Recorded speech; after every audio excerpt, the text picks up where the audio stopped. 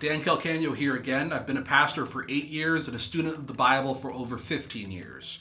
And in this video, we're going to briefly look at some of the language that's attributed to Jesus in the book of Revelation.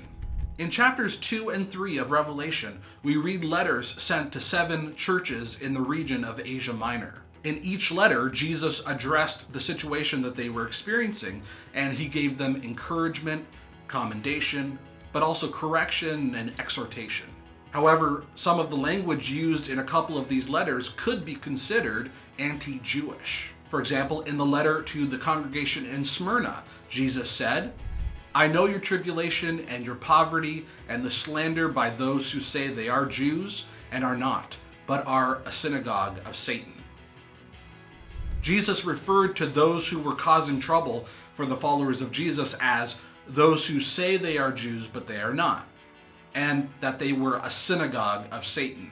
Similar language is found in the letter to the congregation in Philadelphia, found in Revelation chapter 3. But let's look at the context. What was happening at the time?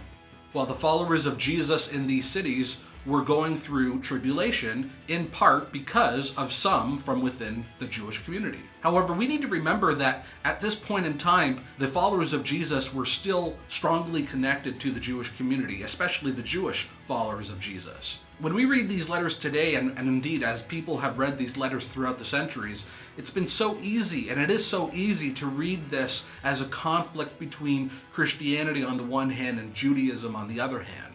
And sadly, as a result of this reading of, or misreading of the text, some Christians have used this very language against their Jewish opponents. But again, in the first century, the followers of Jesus were still connected to the Jewish community. Jesus was not denigrating Jewish people as a whole or Judaism as a whole. No, we should think of this as an internal conflict among two Jewish groups. Jesus was specifically calling out elements within the Jewish community in those cities that were a source of trouble for his followers. These opponents of the followers of Jesus were working against God's purposes. They were acting as an adversary against them. And so with that in mind, let's look at each expression more deeply. Firstly, what did he mean when he said, "They say they are Jews, but they are not"? Well, many commentators agree that Jesus was employing ironic rhetoric here.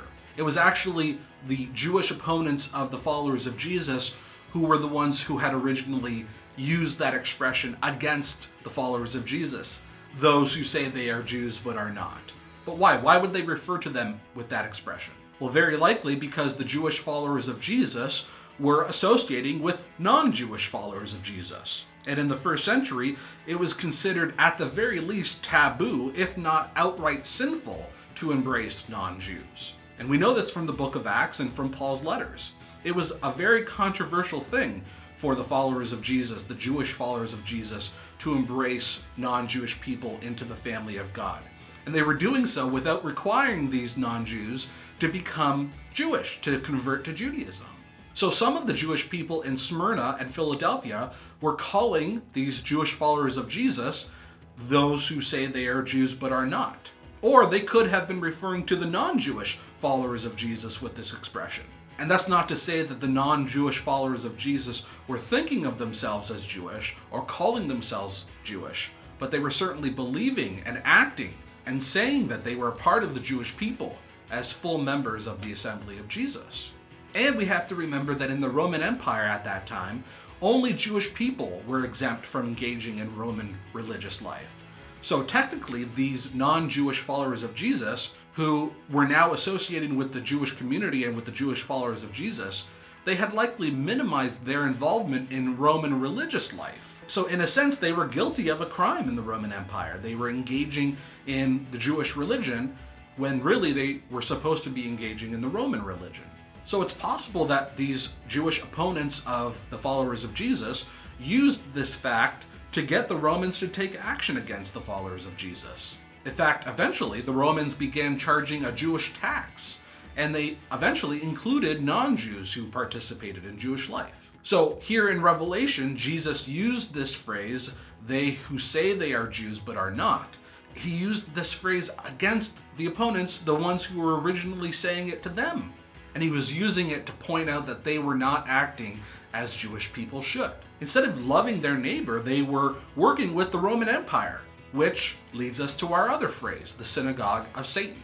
In Jewish tradition, Satan was the spiritual force behind the Roman Empire. And this is actually reflected in the book of Revelation when the beast is empowered by the dragon, and the dragon is specifically referred to as the devil and Satan. The words Satan and devil mean adversary and accuser, respectively. So it's actually pretty fitting for Jesus to associate this assembly, this synagogue of Jewish people with Satan, because they were falsely accusing followers of Jesus and doing so to the Roman Empire. This also helps to explain why Jesus said that the devil will throw some of you into prison. For some of the followers of Jesus, the consequence of these false accusations brought against them was that the Romans would imprison them. And so again, Jesus is calling out those within the Jewish community who were working against the followers of Jesus. But he gives exhortation and encouragement to the believers, to the followers of Jesus, his followers, that if they remained faithful, even in the face of persecution, or even in the face of martyrdom, that they would receive eternal life. And so it is for us, no matter what we face. If we stay true to God and true to Jesus, we too will have life. What do you think about some of the language that's used here in the book of Revelation to refer to some elements of the Jewish community?